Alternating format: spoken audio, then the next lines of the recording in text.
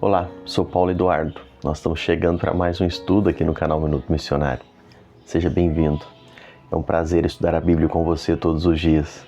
Muito bom ter esse tempo aqui, onde nós podemos examinar as Escrituras, olhar o que o Senhor tem a dizer aos nossos corações por ela. Nós estamos estudando a Bíblia, falando sobre relacionamento, sobre casamento. E hoje um tema muitíssimo delicado. Um tema que desperta vários entendimentos, vários pensamentos. Nós precisamos nos deter às Escrituras.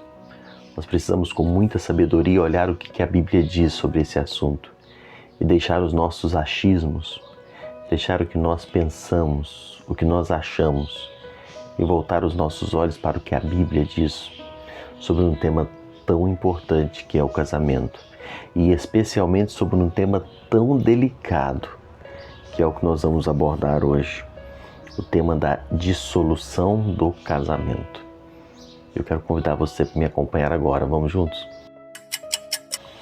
Então, como eu disse, o tema hoje é delicado. O texto que nós vamos basear os nossos pensamentos vai ser o versículo 15, 1 Coríntios 7 e 15. Ele diz assim: mas se o descrente quiser apartar-se, que se aparte. Em tais casos, não fica sujeito à servidão, nem o irmão, nem a irmã. Deus vos tem chamado à paz. Irmãos, dissolução do casamento é um tema, como eu disse, tão delicado. É um tema que tem criado tanta confusão, até mesmo dentro das igrejas.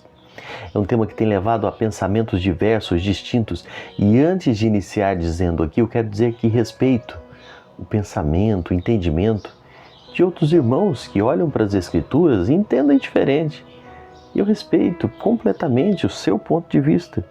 Mas, segundo a Bíblia, há casos, e a gente está estudando uma sequência, e estamos falando sobre casamentos, onde um dos cônjuges se converte. Eram os dois descrentes, um se converteu, o outro não. Casamentos aonde nós estudamos, aonde os dois são crentes, aonde um não é, onde há um julgo desigual. E hoje a gente vai pensar num segundo ponto agora, quando acontece a dissolução do casamento. Existem casos em que o cônjuge incrédulo, ele se recusa terminantemente a conviver com um cônjuge crente. Ele não aceita. Ele não quer viver dentro do padrão das Escrituras, da vontade de Deus. Ele não quer que o seu cônjuge seja um crente de jeito nenhum. E caso o cônjuge incrédulo tome a iniciativa de abandonar definitivamente o cônjuge crente, ele fica livre do jugo conjugal. Então, o cônjuge resolve deixar o lar de forma voluntária, de forma definitiva, porque não aceita, não quer manter o casamento.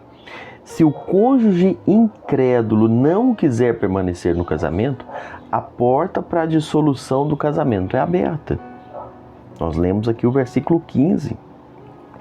John Stott, um comentarista cristão muito respeitado, ele diz o seguinte: se o cônjuge incrédulo desejar permanecer casado, então o crente não deve recorrer ao divórcio.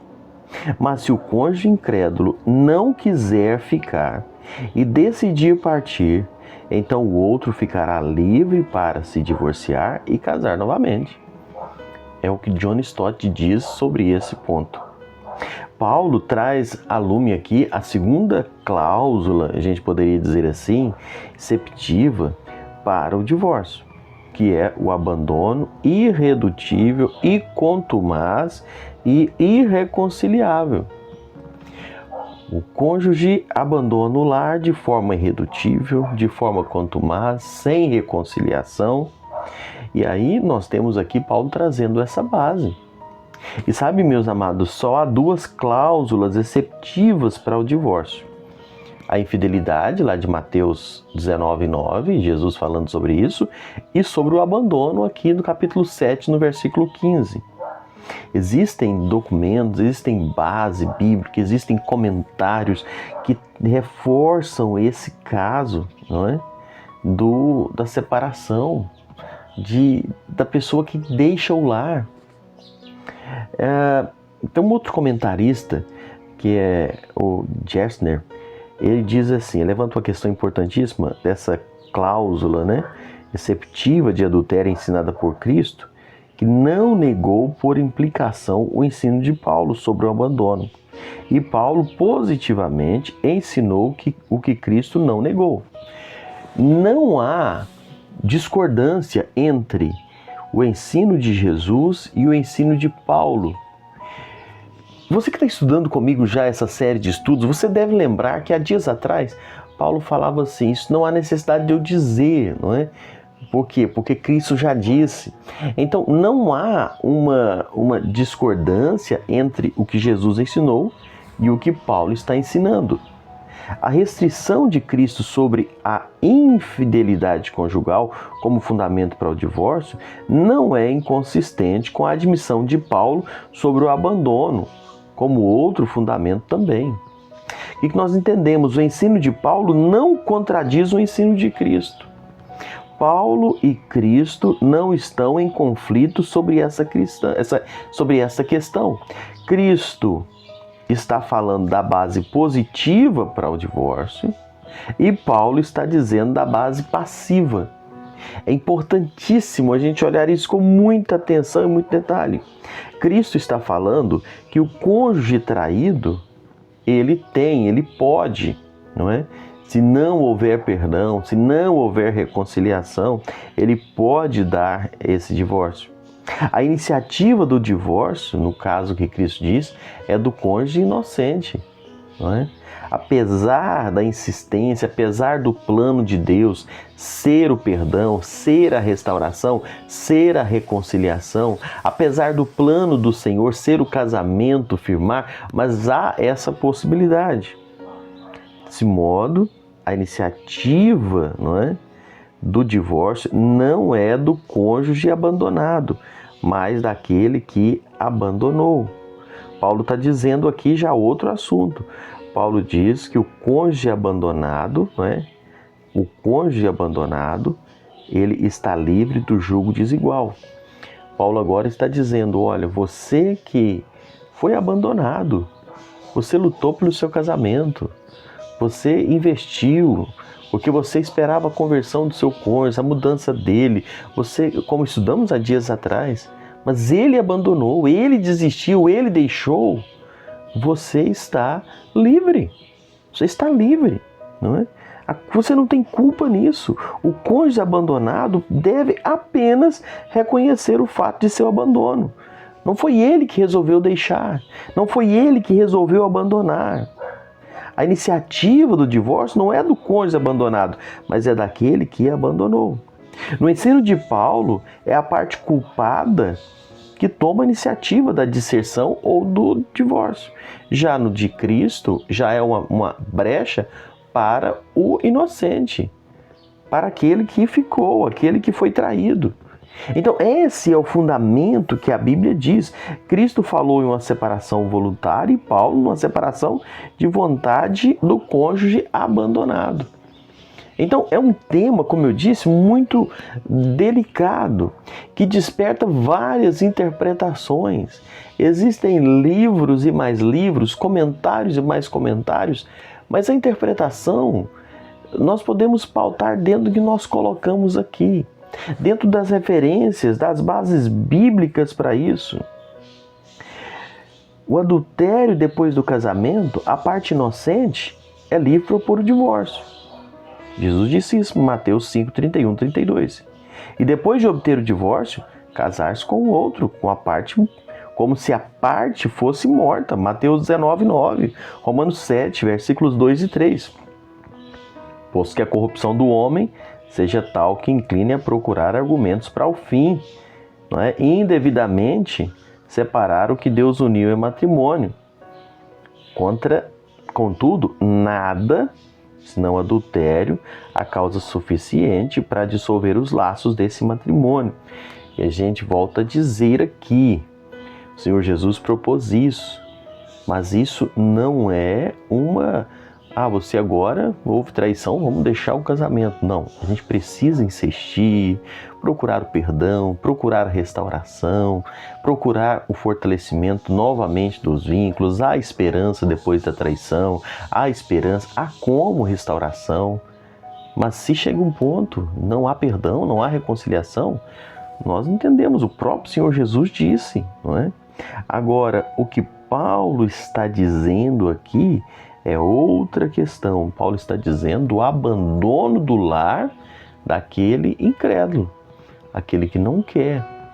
Quantos casos nós acompanhamos com dor no coração de cônjuges que lutaram por seus casamentos, que estiveram dispostos a se sacrificarem em oração, em consagração, em restauração, mas o cônjuge incrédulo insiste em abandonar o lar, insiste em deixar. E Paulo está dizendo, olha, ele está livre. Eu vou ler novamente o verso 15, 1 Coríntios 7,15. Mas se aquele descrente quiser apartar-se, que se aparte. Em tais casos, não fica sujeito à servidão, não é? A obrigação do casamento, nem o irmão e nem a irmã. Deus vos tem chamado à paz. Que o Senhor Deus possa abençoar-nos a termos relacionamentos sólidos, firmes, crendo naquilo que o Senhor tem de propósito para as nossas vidas. As opções colocadas aqui, elas devem ser último ponto. Há sempre possibilidade de perdão e de restauração. Eu, como conselheiro, como orientador da palavra de Deus, a gente sempre coloca isso. Há sempre possibilidade. O Senhor restaura o relacionamento mais destruído e ferido que exista. Eu conheço e acompanhei de perto relacionamentos onde houve traição e houve perdão, reconciliação, e hoje vivem em paz e alegria na presença do Senhor, sem mágoas nem manchas. E houve traição no passado, mas o Senhor restaurou completamente a paz e a harmonia desse lar. Mas eu acompanhei também casos em que um cônjuge luta, batalha, chora, se dedica, aconselhamos, orientamos, instruímos, lemos a Bíblia, mostramos o que Deus quer, oramos juntos, mas um dos cônjuges não quis. Aquele abandonado, ele está livre, pelo que diz a palavra de Deus. Ele está livre para seguir a sua vida. Que Deus possa nos ajudar a termos casamentos sólidos e a entender o que a Bíblia nos diz sobre esse ponto. Eu termino dizendo, se você entende isso aqui de outra forma, eu respeito completamente o seu pensamento. Mas isso é o que nós entendemos aqui. Que Deus te abençoe. O estudo hoje ficou maior do que o normal. Eu sabia que ia ficar, não é um tema bem delicado e precisa ser explicado de forma bem clara. E eu espero que tenha ficado compreensivo para você. E eu espero você no próximo encontro. A gente segue falando. Eu sempre digo, estudos positivos têm esses temas, não é? Quando você está estudando a Bíblia de forma aleatória, quando chega temas mais difíceis, é só você pular. Mas quando estamos fazendo expositivo, nós temos que ir versículo por versículo, e às vezes chegamos em pontos como esse, em que há uma grande incompreensão e divergência de pensamentos. Mas isso é o que nós entendemos aqui. Deus te abençoe. Espero você no próximo encontro.